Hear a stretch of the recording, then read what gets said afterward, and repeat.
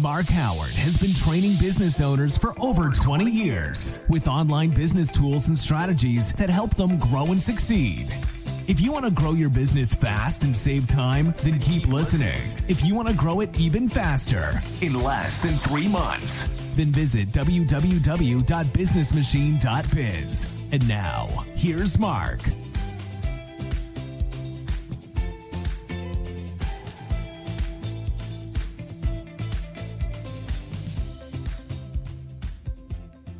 Today, this is Mark Howard from the Business Machine, and in this podcast, I talk to you about the 10-second rule when it comes to your emails. Now, most people have not heard about this rule, and it affects not just your emails, but also when you're sending out newsletters. I'm going to give you top tips on how to break the 10-second rule and how to get the best from your email marketing. If you're enjoying Mark's podcasts, then why not share this episode with your friends and family on social media, so they can also get access to great business marketing gold content. So let's kick off here. What is the 10-second rule when it comes to emails? Now, when I'm talking about emails, I'm talking about emails that you're sending out to your clients. It could be emails you're sending out to virtually anybody other than your clients, potential clients, for example, and also your newsletters as well, if you do a lot of newsletters. The thing is, the 10-second rule affects everything that you send electronically these days. And regardless if you believe this rule exists or not, I can almost guarantee you're doing it yourself and not even realise you're doing it. Now, the 10-second rule works quite like this. Somebody sees your email come through, they'll look at it, and they won't necessarily read it from top to bottom. So what they do is they skim it. So they look at the top, they look at the headline, they work their way through right to the bottom of it, just skimming over all the parts until they get to the bottom. Now, what happens within that 10-second period of them skimming through your email, they're going to make one of two choices. The first choice is that the email content isn't specific to them or particular to them at that time, and so it gets deleted. Bang, you've lost that particular email interest, and that client's deleted your email within 10 seconds. The second option is that the client won't necessarily read the email in full detail at that time. So what they would tend to do is put it to one side. They would save it, and then they would leave it there until a time later on in the day when they're able to read it, when they're at a better place in their mind or where their work experience is at that time. So this is the 10-second rule that you're going to come across. And there are a number of ways you can break it, and there's a number of ways you can stop people from trashing your emails, and they do trash your emails. So think back what you do. When you go to your emails right now and you look at your emails, what is it you do when you see an email come through? Do you read it straight away, or do you tend to just skim through it? Now, there are a couple of things you can do right from the start to make sure that your email breaks this 10-second rules. And you can do this not just on your standard emails that you send out, but also on your newsletters as well. So you can follow the same principles all the way through when it comes to your online marketing. The first thing you've got to do, the first thing you've got to get through, is you've got to capture the person's imagination, or you've got to capture them straight away right at the beginning. And the way to do that is with your headline or your subject field of your email. Now, putting in something along the lines of, hey, have you seen this, or, you know, have you got time for a quick chat, doesn't necessarily mean you're going to get the response that you need. Putting things like following up from our last conversation might get some interest in there. But there are a couple of things you can put in there. So if you put, for example, R-E colon, our last conversation or something along those lines, because you've got the word RE in the front of the headline or the subject, the person presumes that what they're doing is you're actually replying to one of their emails. So that's a good way to slow down the 10-second process. The other way is to come up with a headline that's really going to capture them. Now, one of the top headlines that I've always used, and I've used in the past, and I continue to use with great effect, is one that simply says this: my free gift to you. And that doesn't sound anything great, but what I do is I deliver a promise within the email, but that's my free gift to the person.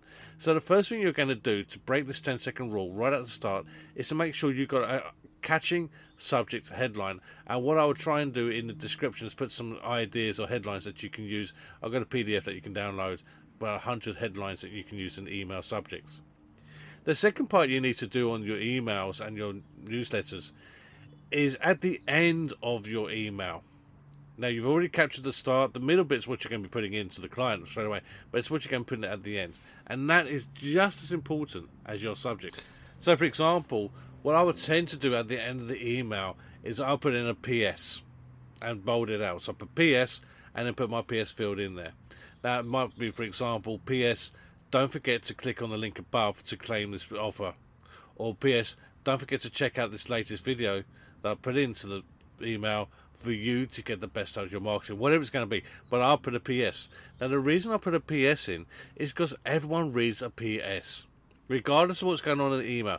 And the people read the PS is because they want to see what's going on, what maybe they missed something. So you use the PS to move people back into the email, and it tends to get people to read it a little bit more. Now, a lot of people say to me, Mark, should I put call to actions in my emails, or should I get people to buy from me? It depends on the email and the email subjects. A lot of the time, the call to action doesn't need to be about buying something. It could be about setting up a meeting with somebody. That's why I use systems such as Calendly, for example, calendly.com, which is a really easy way to integrate your emails and your calendar in one system that allows people to book meetings with you at a time that they are ready to book a meeting with you. And that's a great system to use if you're not using it straight away. The second thing is, when it comes to things such as your newsletters as well, keep it really basic. Now, I see a lot of newsletters go out, and I see this comes into my inbox every single day. A lot of emails come out, and they're like really nice, graphical, lots of images. And the problem with that is it tends to slow down the emails coming through. And I won't necessarily read those. I think, I'll put that to one side, and I will forget about them because they look just too fussy. What I have found is the best ways to keep it simple, keep it really easy. And the most successful newsletters I've ever sent out have been ones that look just like normal emails, because people will read those more than they'll read a newsletter, for example. Then the next thing is you've got to start to look at when is the best time to send out your emails and to send out your newsletters. This is really difficult for people. So let me focus on breaking the week down for you a little bit on this one. Let's start with the Friday. Now, I tend to say to people, don't send stuff out on a Friday, because Friday is the beginning of the weekend. People are least likely to look at your emails because they're too relaxed, still thinking about what they're going to be going out that night, what they're doing that weekend. So the Fridays for me, it tends to be a bit of a no-no. However, sometimes I do send out stuff on a Friday, specifically if it's a call to action to get someone to look into something or to buy something, because the other side of the coin, the flip side of the coin, is that on a Friday people are a lot more relaxed and they're looking to do not so much of the work, but looking at their emails and stuff tends to take a little bit of priority, for example, because they won't have to do so much work. So sometimes I will send out stuff, but it's very rare I would do that. So Fridays is a bit of a misnomer for me. The next side is the Saturday and Sunday. I will never send out stuff on the weekend, because the weekend is my time, it's my family time, and I don't want to take that away from my work.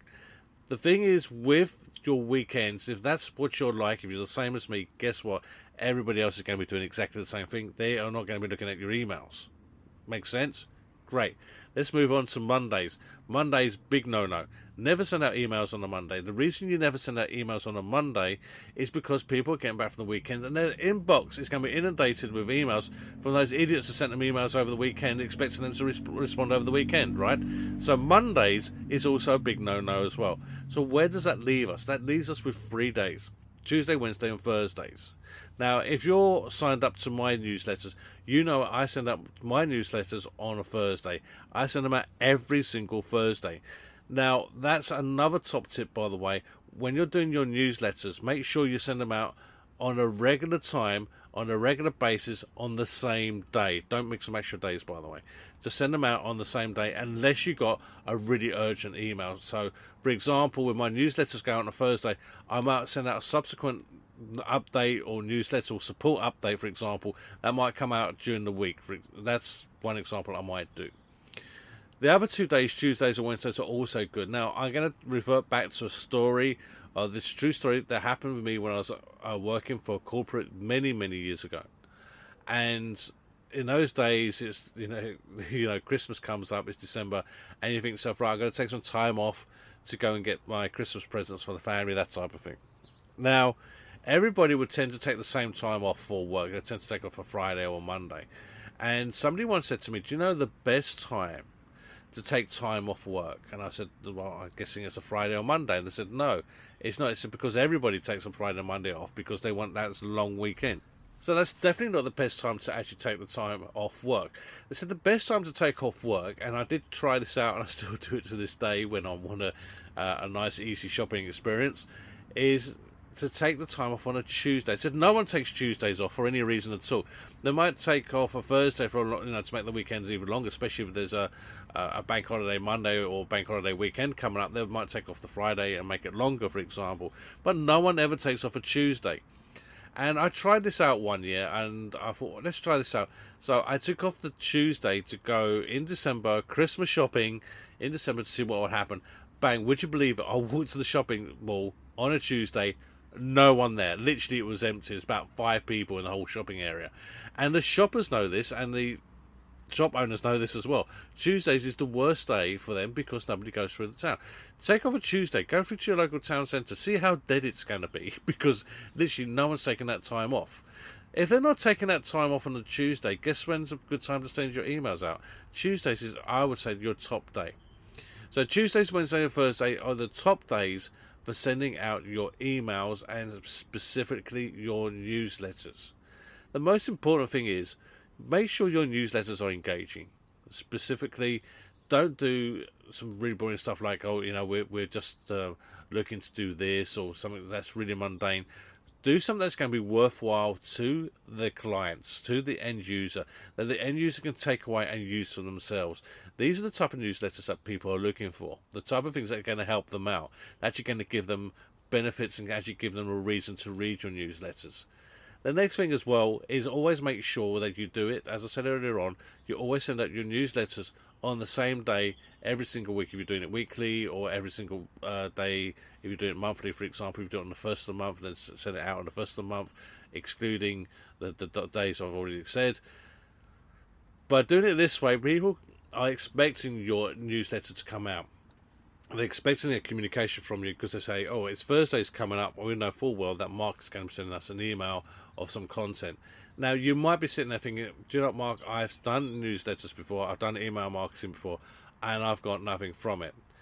Listen, I tell you now, one of the biggest things that you will find when it comes to doing newsletters, when it comes to communicating with your clients. This is what you're going to be looking at. You're communicating with your end customers, you're communicating with your clients, and they want to hear from you. Now, if they don't hear from you after a period of time, what are they going to do? They're going to switch off, they're going to sign off, they're going to unsubscribe, whatever it is they're going to do, because they haven't heard from you. So you need to keep it regular, and you've got to give them updates of what's going on as well. I promise you, it's the best way to do it. The second you stop sending stuff out, people will stop remembering you. They'll stop asking, why are you not sending this information out anymore?